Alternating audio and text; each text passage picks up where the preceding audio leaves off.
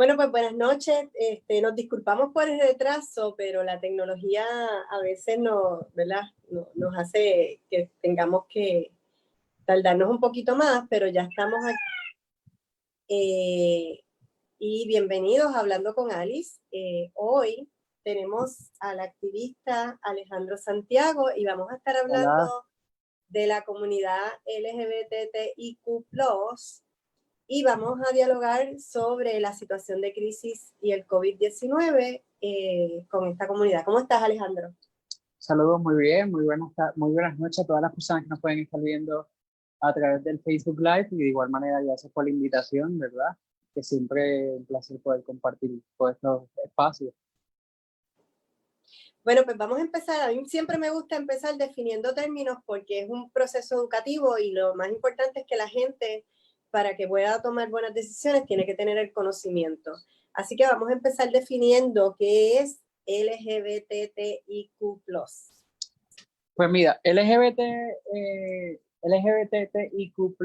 es un acrónimo, ¿verdad? Que busca identificar las comunidades. Siempre es importante hablarlas desde el plural, porque cada sigla representa una comunidad, un colectivo, un grupo de personas con necesidades muy particulares y a raíz de cada de estas necesidades también se dan unas luchas y unos reclamos desde el espacio social.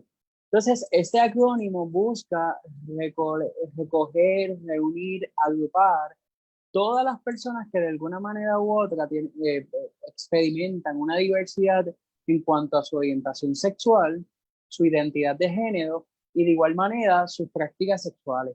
Todas aquellas prácticas o identidades que, incluyendo las orientaciones que están aisladas o se apartan de la heteronormativa, caen de alguna manera dentro del acrónimo LGBTIQ+, y el plus o el símbolo de positivo o suma, ¿verdad? Como lo puedan identificar, es la intención que tiene es de dejarnos saber que hay un montón de otras identidades u otras personas que pueden caer dentro de este acrónimo, pero que posiblemente no han alcanzado el grado de visibilidad como gozamos las personas que somos homosexuales, las personas que son lesbianas, las personas que son trans o bisexuales.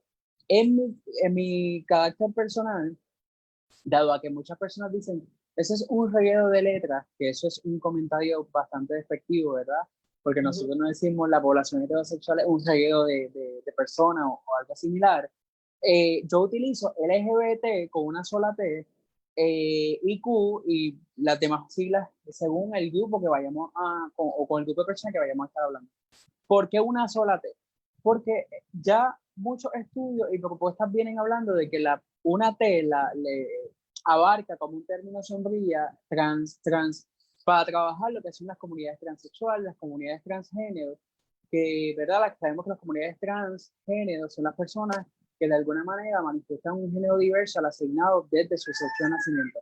Las personas transexuales son aquellas personas que de una forma u otra han hecho una modificación, algún cambio acorde a su sentimiento y la manera como quieren expresar su género, pero que lo atan y hacen una transformación corpórea. Entonces, para no entrar en ese debate de que quién es trans, quién es transgénero, quién es transexual, mi recomendación y lo que dice mucha literatura es que utilicemos el término de trans o personas de identidades trans, personas de experiencia trans. Muy bien. Y estamos hablando realmente de orientación sexual y esa parte es importante que la gente lo sepa, ¿verdad? Y cuando hablamos de orientación, hablamos de a qué nosotros nos sentimos atraídos. Y exactamente. tenemos emoción hacia esa persona, sentimiento, amor, y esa parte es importante, porque de lo que estamos hablando realmente es esa parte de amor, ¿verdad? Sí, inclusive el término orientación sexual no se debe limitar únicamente al contacto corpóreo o de la perspectiva romántica. También hay un enlace espiritual, que de aquellos que somos estudiosos de la conducta humana sabemos que ya la espiritualidad se trabaja y también podemos alcanzar una conexión espiritual con otras personas sin la necesidad de ¿verdad? Tener un acto sexual, como comúnmente se nos habla de la orientación sexual. Muy bien. ¿Y por qué? Y dijiste algo bien importante también, y es que nosotros tenemos un mundo heteronormativo. Y eso hay que clarificarlo porque es igual que si yo voy a hacer ahora una similitud a lo que quieres tú traernos, nosotros vivimos en un mundo que es derecho, que es diestro. Si yo estoy hablando de lateralización. Así que la mayoría de las cosas que se han construido y que se hacen pensando que las personas son todas derechas. Y la realidad es que hay un 2% de la población mundial que son zurdos y son igual de personas maravillosas y son funcionales y son increíbles. En un momento histórico pensamos que no, ¿verdad? Que las personas zurdas había que obligarlas a ser derechas, ¿verdad? Y hacíamos daño neurológico haciendo ese tipo de procesos. Así que estamos hablando básicamente de lo mismo porque en este momento pues estamos pensando desde la heteronormatividad que todo el mundo tiene que ser de una orientación heterosexual cuando eso no es así, ¿verdad? Inclusive, como ocurrió con las personas zurdas en su momento, la orientación sexual, ser zurdo, tener los ojos claros, ser negro, son elementos que no, los rasgos de nuestro cuerpo y en el caso de la orientación sexual de nuestra identidad y sentimientos que no elegimos, o sea, no tenemos control sobre estas elecciones. Y en la historia podemos ver que muchas veces se ha categorizado, por ejemplo, las personas blancas de ojos azules como el grupo de personas racial de la raza perfecta, las personas negras como el color del pecado, el ser zurdo también como un elemento de la religiosidad y así sucesivamente, pero son personas que de alguna manera, ¿verdad? No para nada decidimos ser de la forma en que somos. Obvio, no, claro que no. ¿Y por qué entonces hay que ser activista? Porque los heterosexuales no tenemos activismo por ser heterosexuales. Pues mira, el ser activista es una práctica que cada cual va a depender cómo lo quiera llevar a cabo y el activismo, ¿verdad? Desde mi disciplina, que es el trabajo social, lo define muy bien como esta persona que tiene una capacidad de convocatoria y atrae un grupo de personas y establece un discurso y este discurso es apoyado por este grupo de personas, ¿verdad? De la manera más simple de poder definir lo que es el activismo. En mi caso, el modelo de activismo que yo persigo, practico, más allá de levantar la voz, de reclamar, uno desde una base educativa, porque Alejandro no puede concebir el reclamo sin educación, porque de alguna manera eso nos puede poner como colectivo LGBT en una posición de vulnerabilidad, el grupo de los changuitos, que es una palabra que ahora se está haciendo bien famosa, o esta gente siempre está pidiendo, pero yo no entiendo. Y de alguna forma, Alejandro, y también hace la invitación, busca que, a pesar de que se dé este reclamo, reconozcamos que la sociedad en general o la población en general es víctima de este modelo heteronormativo que no solo afecta a nuestra realidad como comunidades LGBT, también afecta a la realidad de las personas que no son parte del colectivo LGBT. Entiéndase, el machismo afecta a los propios hombres y son ellos los que de alguna manera u otra tienen que atender ese tema y trabajarlo. Y el activismo trae consigo un montón de medidas, un montón de reclamos que suman a la comunidad en general, no necesariamente a un grupo en particular. Claro, siempre las minorías sociales son las que deciden tener esta necesidad o este ímpetu de levantar la voz, hacer reclamos, y hay grupos de personas que son aliadas, según sea la causa, ¿verdad? Y se alinean. Pero importante también que el activismo nos requiere que nosotros tengamos un dominio del lenguaje, nos requiere que nosotros seamos reconocidos en los medios de comunicación, nos requiere que nosotros que nos sigan a nosotros. Simplemente es tener una intención de hacer un cambio particular en sociedad y reconocer que ese cambio no es para interés propio, sino para interés de un pueblo en común. De hecho, tú puedes ser activista y no tienes que pertenecer tampoco a la comunidad LGBTI. Exactamente. Es algo que es importante que la gente entienda. Ok, entonces vamos a hablar de cuál es la realidad de las personas de la comunidad LGBTIQ ante la crisis del COVID-19, porque se ha hablado, ¿verdad?, de diferentes grupos quizás vulnerables, se han hablado de los niños, se han hablado de los viejos, pero no son los únicos grupos, no son las únicas personas, ¿verdad?, que se van a estar viendo afectadas con el COVID. De hecho, somos todos, así que es importante reconocer la realidad de la comunidad LGBTIQ dentro de la crisis del COVID-19.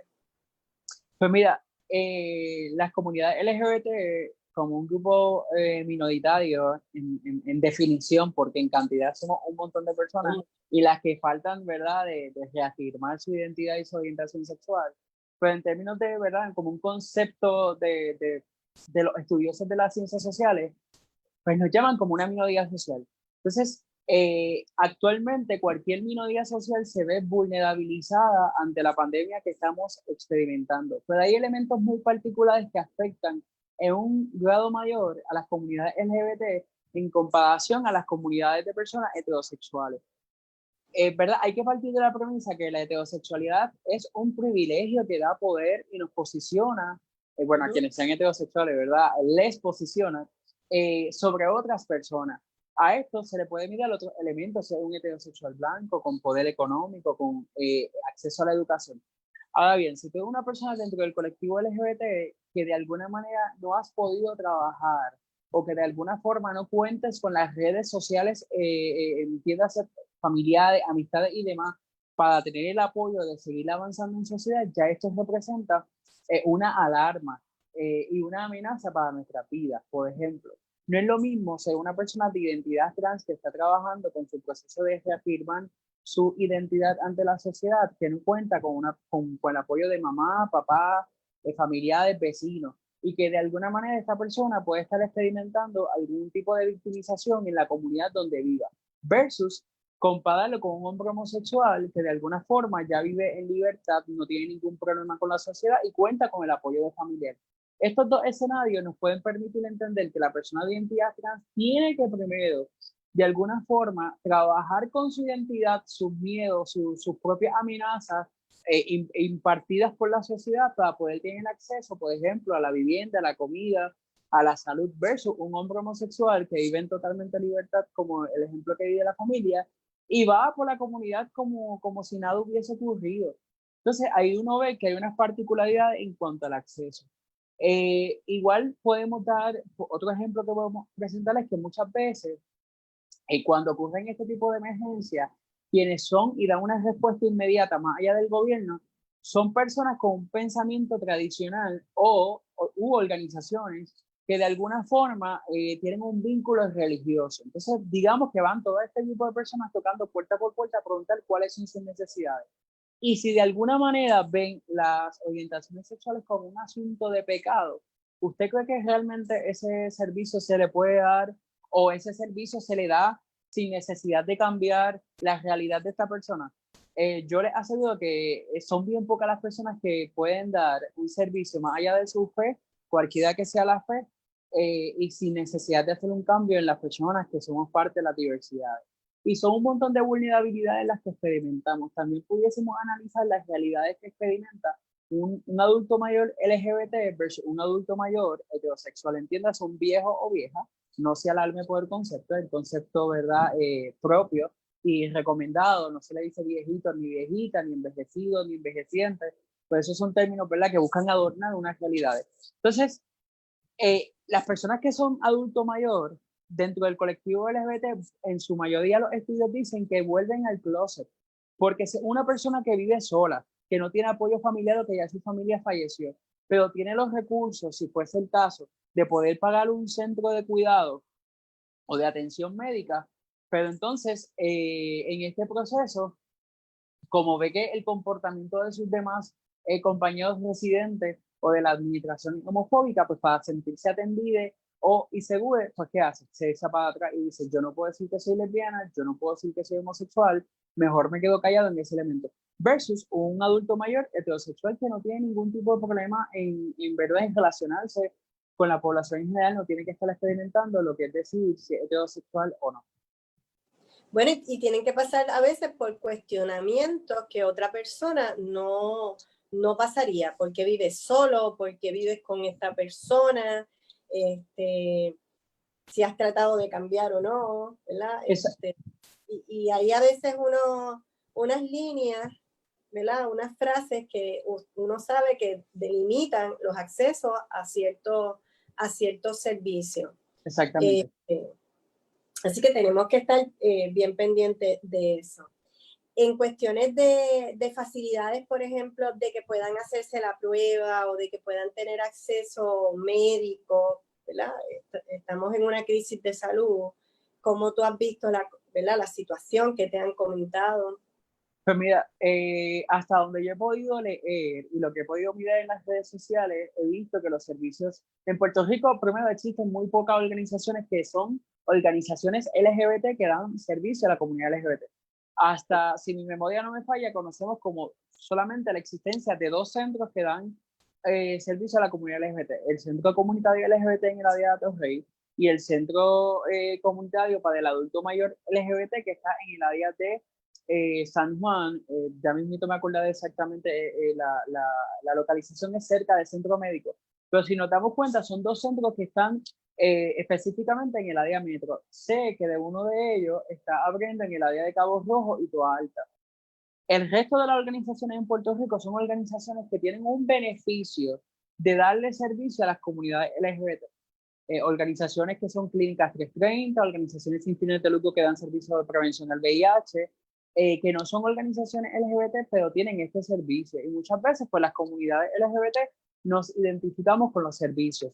Al momento, ¿verdad? Y hasta donde yo pude tener acceso a la información, no conozco de algún centro ahora mismo que esté ofreciendo las pruebas COVID para las comunidades LGBT, con la sensibilidad que implica, ¿verdad? Y hacer estos acercamientos. No obstante, pudiese decir que en el caso del municipio de San Juan, y esto no es una propaganda política, porque para nada nos reflejamos, ¿verdad?, con las administraciones de estos espacios, pudiésemos decir que el personal del municipio de San Juan, por tener una clínica de identidad trans, quizás cuenta con la sensibilidad de hacer los acercamientos al colectivo LGBT o a las comunidades trans, que son las más vulnerables en este proceso. Fuera de ellos, sí conozco, ¿verdad?, que las organizaciones que dan servicio a VIH, pues lo siguen ofreciendo. En Puerto Rico han sucedido varios crímenes de odio. A la fecha tenemos 4 bien recientes, empezando con el de Alexa. Y entonces quisiera que pudiéramos hablar qué es un crimen de odio, porque mucha gente te dice, bueno, es que el que mata a alguien debe ser por odio, ¿verdad? Pero sí, no estamos hablando de eso necesariamente. Y que a veces también se ha visto que han ocurrido estos crímenes que los tapan, ¿verdad?, con otras situaciones o pasan desapercibidos hasta en las mismas noticias. ¿Cómo podemos, ¿verdad?, explicar qué es un crimen de odio, qué es lo que pasa y qué está pasando con esta? Específicamente estos son más relacionados a la comunidad trans, pero obviamente ocurren otros crímenes de odio dentro de la comunidad LGBT que no tienen que ver con ¿verdad?, con la comunidad trans. Así que vamos a trabajar con estos primero.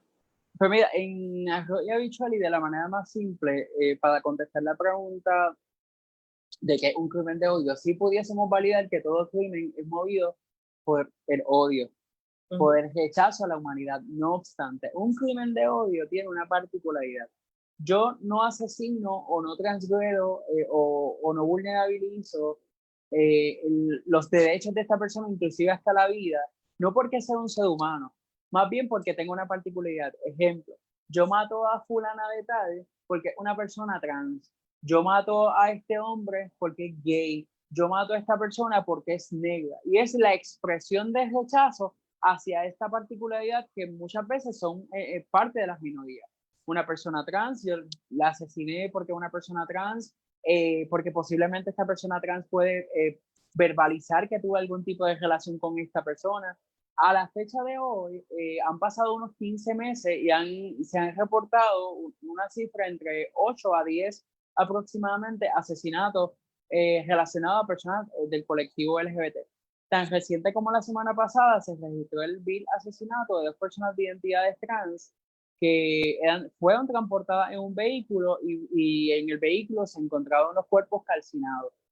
Hoy salieron noticias en los medios, ¿verdad?, digitales, que ya dieron con 2 personas que vincularon directamente, porque así ellos los reconocieron, 2 jóvenes de 23 y 20 años que tuvieron o tienen algún tipo de relación ¿verdad? Con el crimen de estas dos mujeres de identidades trans que se identificaban como Leila y Sedena.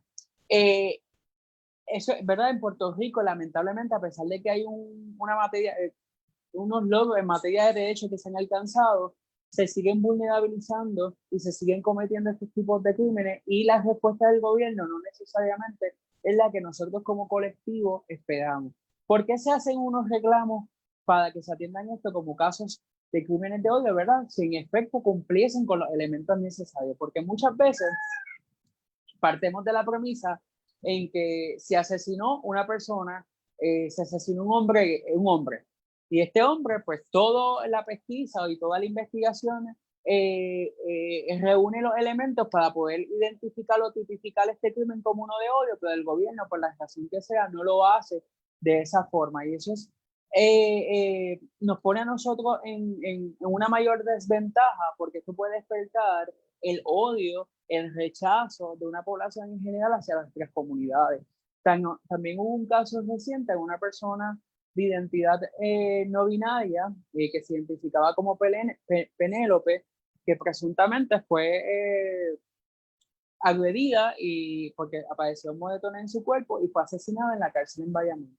Y son casos recientes, no estamos hablando de casos que son fuera de Puerto Rico, estamos hablando de casos que son en Puerto Rico, que han sucedido en medio de esta crisis del COVID-19, tanto los dos casos de Leila y Sedena, Penélope, y el caso muy sonado donde una falsa publicación de una persona que iba a hacer uso de un baño para atender su necesidad biológica fue asesinada, que el caso de Alexa, que a pesar de que han tenido las pruebas para poder hacer un proceso, ¿verdad?, contra la persona o las personas que hicieron el asesinato, hasta el momento tenemos información de que no se ha hecho más allá de una investigación e identificar los responsables.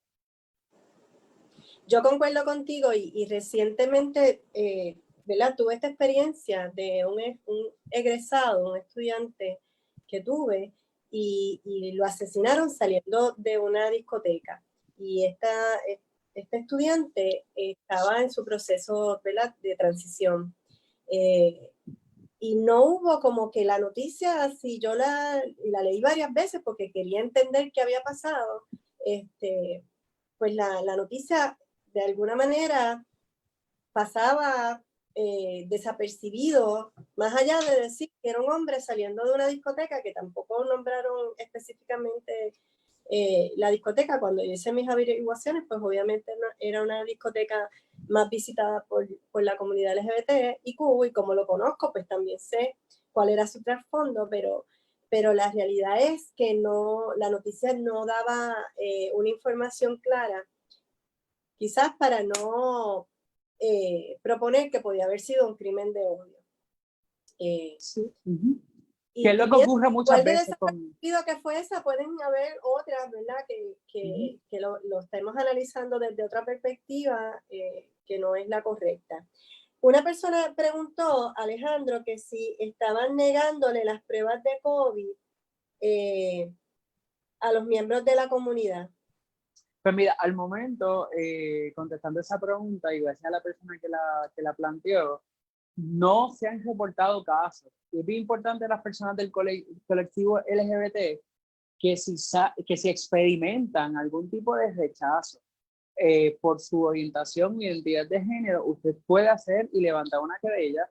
Por ejemplo, está la Comisión de Derechos Humanos, que siempre o derechos civiles, debo decir, que siempre ha estado muy atenta en poder hacer estos reclamos y estas denuncias para velar por los derechos de las comunidades LGBT. De la misma manera estamos dispuestos en poder atender estas situaciones por medio de nuestras plataformas, tanto en Facebook como en Instagram, Alejandro Santiago Calderón, y contamos con todo un proceso de confidencialidad, pero no sabemos, ¿verdad?, si en efecto una persona LGBT, inclusive no debe ser un proceso de requisito tú tener que compartir tu orientación sexual o tu identidad de género, porque no es necesario para tener acceso a la salud en esta emergencia.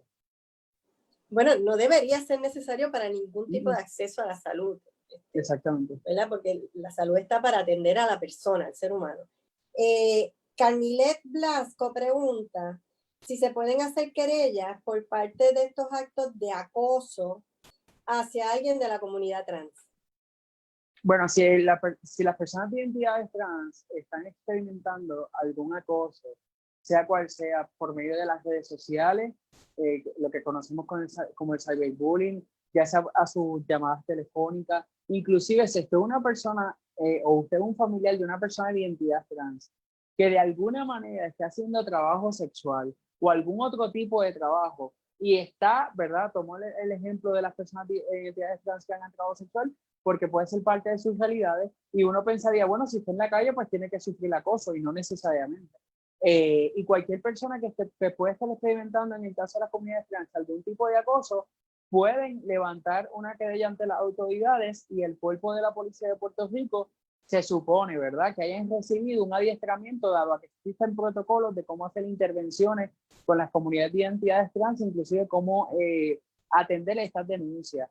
Es importante que el colectivo LGBT sepa que no está solo y no está sola en estos procesos, que existen un montón de aliados, activistas que podemos levantar la voz desde sus propias necesidades, y hay una generación en comparación con una generación pasada que se está formando en el campo de las leyes, del trabajo social, la psicología, la medicina, que somos parte del colectivo, para seguir aunando esfuerzos a favor de nuestro colectivo y validar la dignidad de nuestras personas LGBT.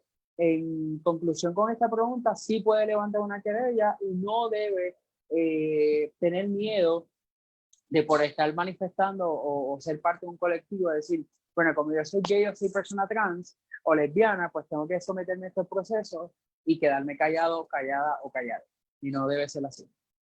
Para hacer una analogía quizás con los crímenes de odio y que la gente nos entienda, y parte de lo que tú has dicho, cuando hablaste de que la comunidad LGBTIQ no necesariamente es una minoría, sino que se trata como una minoría, porque esto no es cuestión de número. De hecho, las mujeres en Puerto Rico y en muchas partes del mundo también somos, en número, somos más. Sin embargo, nos tratan como una minoría.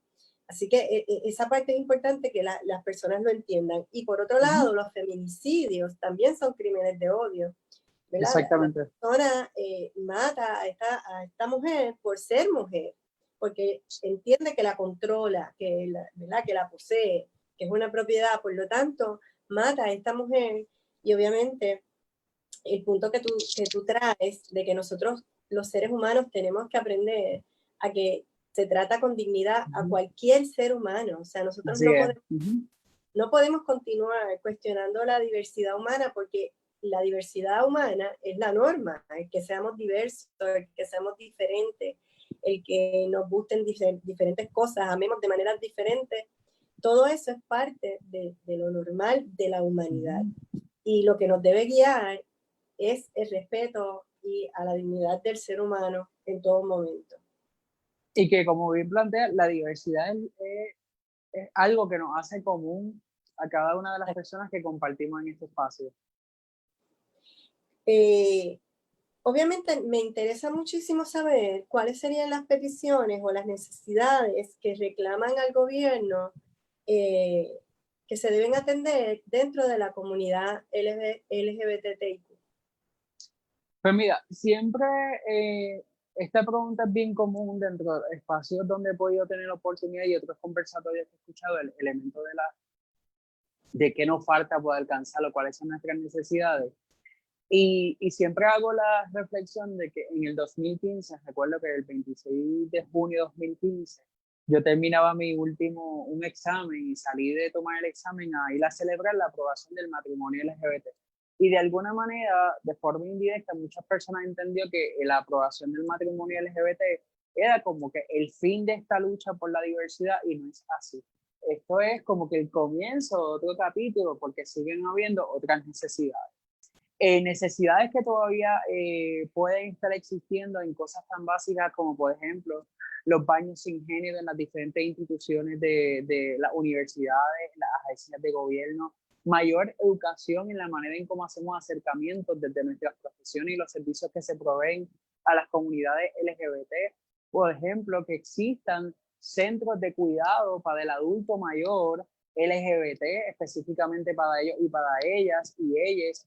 Que de la misma manera existan programas de cuidado, de hogares sustitutos o hogares de crianza para las niños y niñas que son rechazadas por parte de sus familiares, y muchas veces estos rechazos vienen desde una perspectiva y un pensamiento alineado a ciertas prácticas religiosas o de una fe, y que existan mayores pronunciamientos desde políticas públicas en nuestro país. Por ejemplo, hace un año, para esta fecha, había un gran debate sobre el tema de las terapias de conversión, que precisamente la candidata que ahora está en el poder dentro del distrito senatorial 8, que ha hecho, ¿verdad?, un mal ejercicio político, y sabemos que ha sido una de las personas que se pronunció a favor de este proyecto. Y interesante, nuestro colectivo LGBT en el área este también existe, y existe en gran cantidad. Y así ya estudios como la Universidad Williams Institute así lo afirman, donde se reflejan un mapa a las personas LGBT dentro de las diferentes regiones del país. Así que candidatos que tengan una visión contraria a la diversidad más allá del colectivo LGBT no deben estar ocupando las sillas de nuestro gobierno y de nuestro país, de los puestos principales en nuestro país.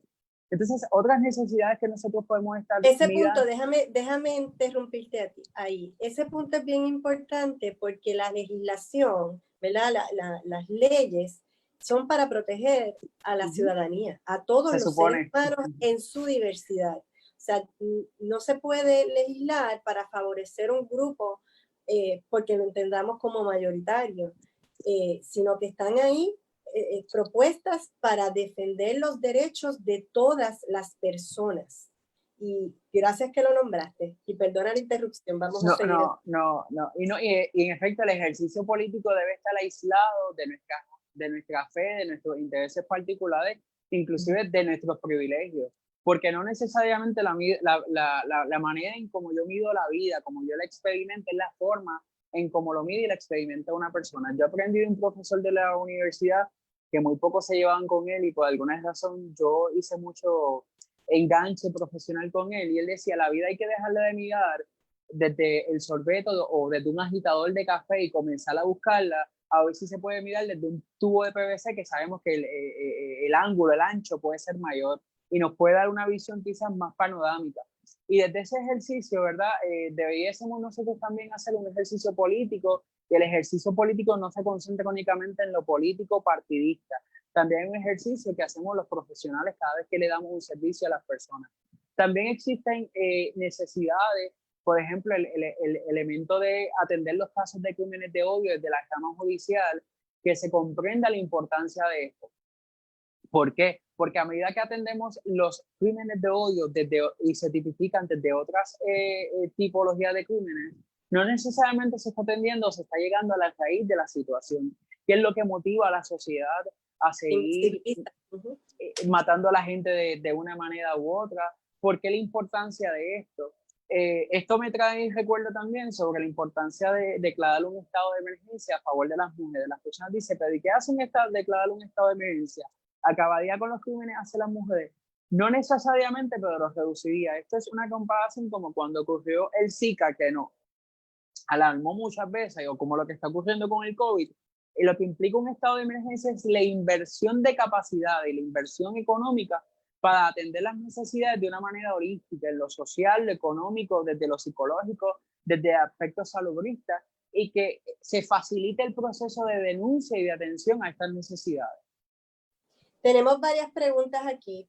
Tengo de Dayan Rubí, que pregunta por qué el sistema judicial no es tan fuerte con los casos de crímenes de odio si ya hay unos derechos, ¿verdad?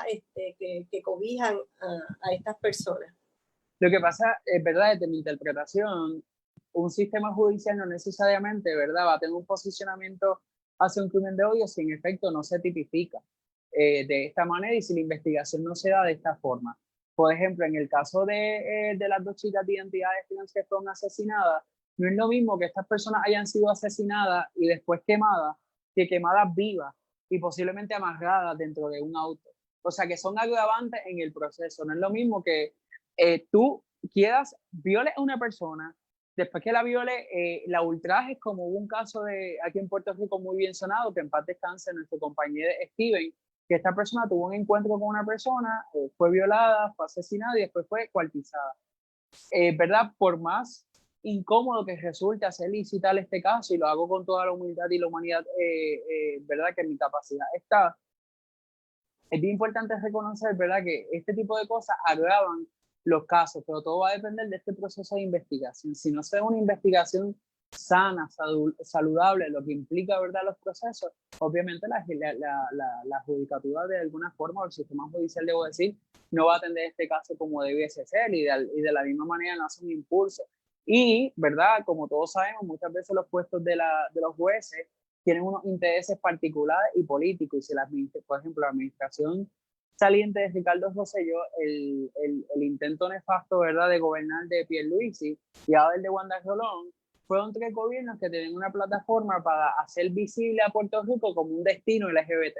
Entonces, si yo estoy invirtiendo en una campaña donde diga que Puerto Rico es un destino LGBT y es amigable a las comunidades LGBT, pues a mí no me es costo efectivo, por así decirlo, no debo de poner interés en yo decir en Puerto Rico matan a las personas LGBT, porque la gente LGBT del resto del mundo no va a venir, no nos va a considerar como un destino. O sea que hay un montón de elementos que nos pueden hacer pensar y analizar hacia dónde el gobierno, donde está ¿cómo es? Donde dicen donde está su palabra, ponen la acción. Así que son un montón de cosas que hay que mirar y analizar en ese sentido. Tengo aquí a Dayania Carmilet. Ellas comentan que no es necesario hablar de comunidad porque sigue creando división. ¿Qué podrías comentar al respecto? Pues mira, qué bueno que hacen esa pregunta, porque cuando yo inicialmente, cuando comienzo los conversatorios hablando de las comunidades, por lo general me preguntan, pero si ustedes buscan la inclusión y la equidad, que la inclusión y la equidad no es lo mismo, ¿por qué ustedes mismos y mismas se etiquetan? Pues mira, las etiquetas son necesarias y son para alcanzar los derechos de las personas. Yo pudiese eliminarle la etiqueta de las comunidades LGBT y yo, en vez de decir soy Alejandro Santiago, un hombre abiertamente gay, puedo decir soy Alejandro Santiago, una persona uno que siente y padece y ya está. Pero mis necesidades como hombre gay no necesariamente son las mismas que experimenta una persona heterosexual. Y esa etiqueta de mí como persona gay me da se espera que me dé cierta oportunidad de atender mis necesidades reconociendo mis realidades. La etiqueta o la manera en cómo nos llamamos como colectivo no busca hacer separación de que unos son mejores y otros son peores. La intención que tiene es que se nos reconozca que todavía estamos en unas posiciones vulnerables. Yo aspiro a un mundo como el que plantean las compañeras la pregunta, donde no existan las etiquetas y eso va a ocurrir tan pronto toda persona tenga igualdad en materia de derechos, donde una persona de identidad trans no tengan que preguntarle si es una persona que se operó o no se operó para poder darle un servicio, o donde una mujer lesbiana no la vean como una mujer que por su expresión de género, ¿verdad? Si fuese el caso, esta mujer es una agresora y es lesbiana, no, donde simplemente nos vean como ser humanos. Pero en lo que eso camina y eso pasa en la historia, es bien importante que nos reconozcamos como las comunidades LGBT. Inclusive este reclamo discúlpame, este reclamo no solo es un reclamo de nuestro colectivo. Cuando repasamos la historia desde los años 60, el movimiento feminista de mujeres blancas y mujeres negras, las propias mujeres negras le dijeron a las blancas, tú no puedes hablar de tus necesidades como las que experimento yo, porque yo como mujer negra tengo que caminar andar mucho más camino que tú como mujer blanca para ir al baño.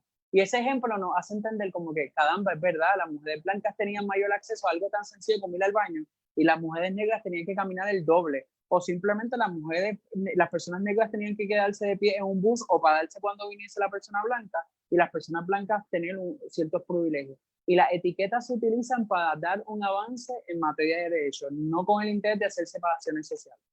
Sí, lo que iba a decir era eso, era traer quizás los aspectos históricos de que se ha necesitado la etiqueta para las luchas y obviamente una sola persona se hace muy difícil hacer una lucha, mientras que si son un grupo y obviamente si es un grupo y se une también con otros grupos en cuestiones de derechos, pues tienen más posibilidades, ¿verdad?, de ganar y de poder adquirir esos derechos.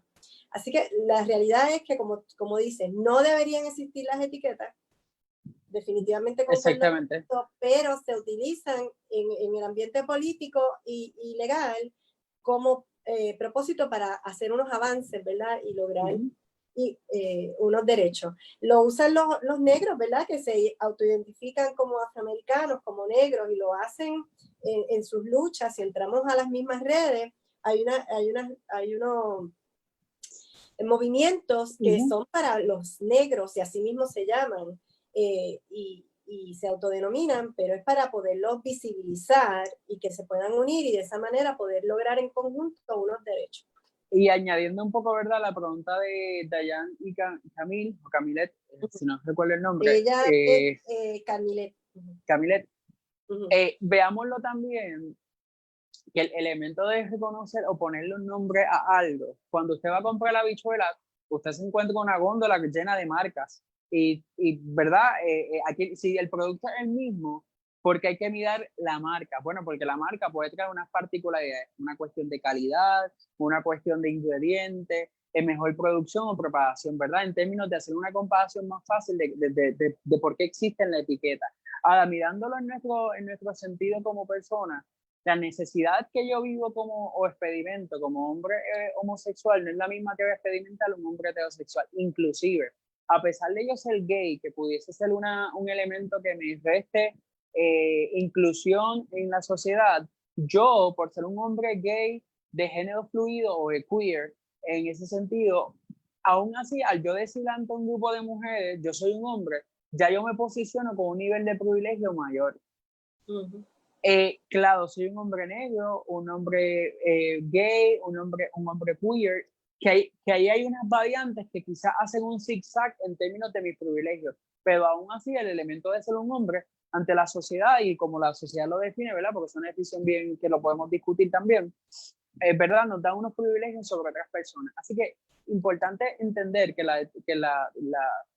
no buscamos segmentarnos, no buscamos utilizar, unos son gay, unos son lesbianas, otros son queer, otros son pansexuales, no es con la intención de segmentarnos o que nos miden como una sociedad privilegiada que está haciendo unos reclamos para alcanzar el privilegio. No, los reclamos desde nuestras particularidades y necesidades es con la intención de que se nos atienda en cada una de ellas.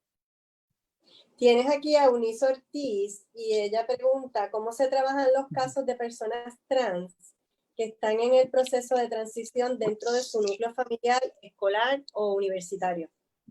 Pues mira, gracias a Eunice y a una compañera colega de trabajo social por la pregunta.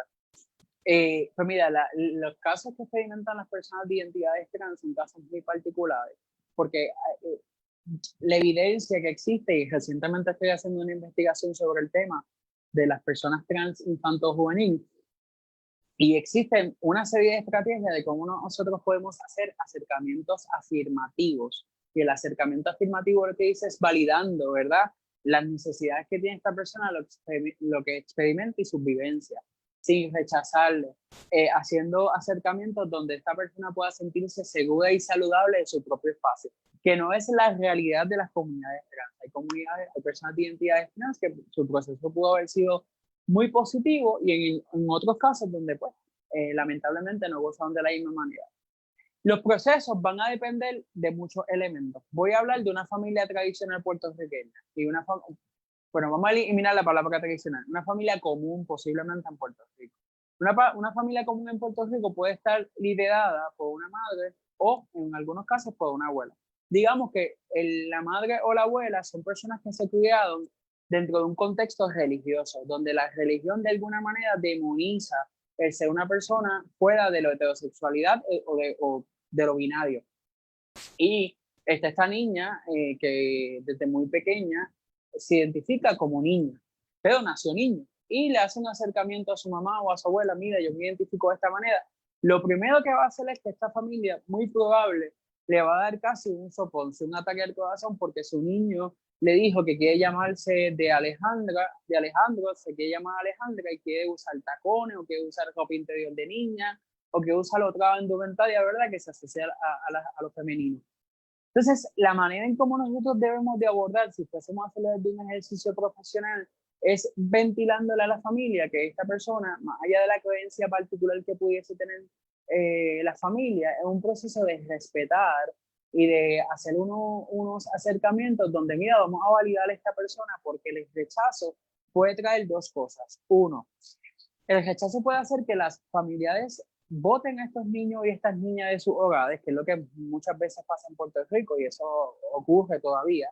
Y el caso de, un ejemplo, el caso de Alexa, una persona que lamentablemente desde edad temprana manifestaba unas necesidades dado a un patrón de abuso que se alega que experimentó por parte de su papá o quien fuese el padre o quien hacía esa función en su hogar, y que trajo con esto la deambulancia o vivir en las calles y necesitar del apoyo de muchas personas, como fue el caso de Nandi, que es una persona que nosotros debemos de emular y de seguir su ejemplo. Es una persona que posiblemente no tiene una preparación académica como muchas personas pudiesen tenerla, o que no tuvo de alguna manera ese acceso, y su humanidad fue la que se manifestó. Y esos acercamientos desde validar quién es esta persona es bien sencillo.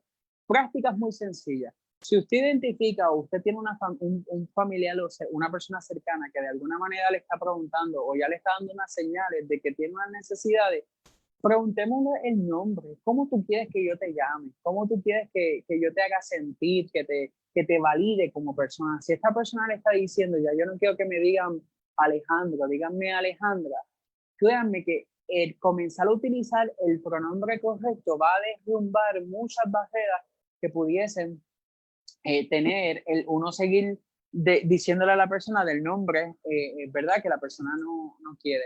Si es en un espacio escolar o en la universidad, ya sea el profesional o la misma comunidad estudiantil, debe de hacer acercamiento de cuidado, de protección, donde esta persona se sienta incluida, donde se sienta validada. Muchas veces las personas de identidades trans, como el resto del colectivo, tienen mayor confianza de sus amistades que de sus familiares, porque las amistades van avanzando en una generación muy en común con ellos y ellas versus las familiares que han experimentado un proceso de construcción social que tiene gran influencia. Pues nada, Alejandro, creo que ha sido maravillosa la discusión que tenemos, y yo creo que el gobierno de Puerto Rico y sus integrantes, lo que deberíamos buscar y aspirar es poder hacer política pública en equidad, en igualdad, en respeto, ¿verdad? Y en humanidad, que creo que son ingredientes que nos faltan y que tenemos que empezar a buscar y empezar a validar, como acabas de decir, a todos los seres humanos, ¿verdad? En igualdad. Si nosotros hacemos eso, pues cada cual tiene el derecho y se le debe respetar el decidir vivir la vida, ¿verdad? Que es algo muy preciado, y el poder tener la libertad de vivir esa vida. Exactamente. Antes de concluir, quisiera decir unas últimas palabras, primero para invitarle a que nos puedan seguir dentro de nuestras redes sociales, donde hacemos diferentes tipos de material educativo que busca sensibilizar, tanto en Instagram como en Facebook, como Alejandro Santiago Calderón. Ahí tenemos el espacio para poder seguir dialogando. Y como muy bien menciona, un lema que yo he hecho muy personal: estamos, existimos y vivimos.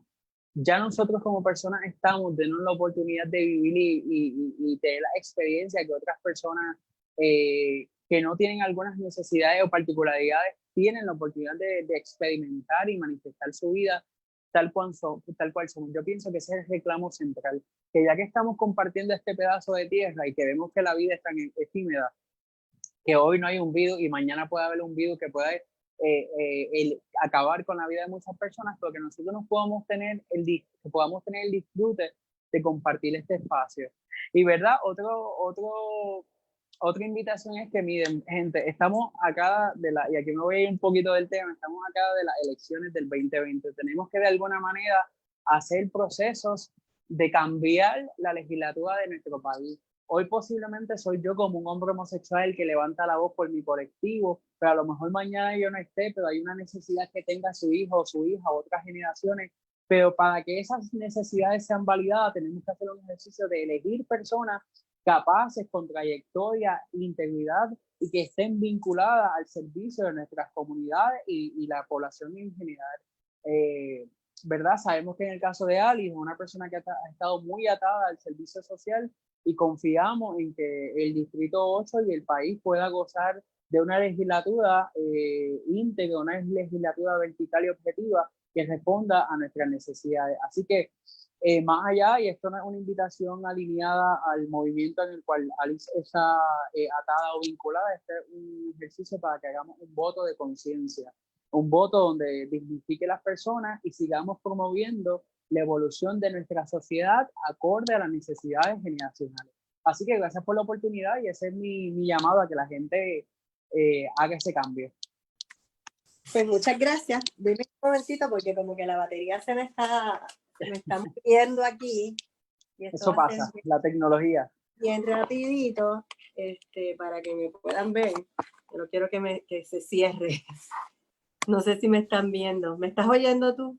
Sí, yo te estoy escuchando, ahí volviste. Ah, ya estoy aquí. Ahí estamos. Uno diría, ya me quiero despedir.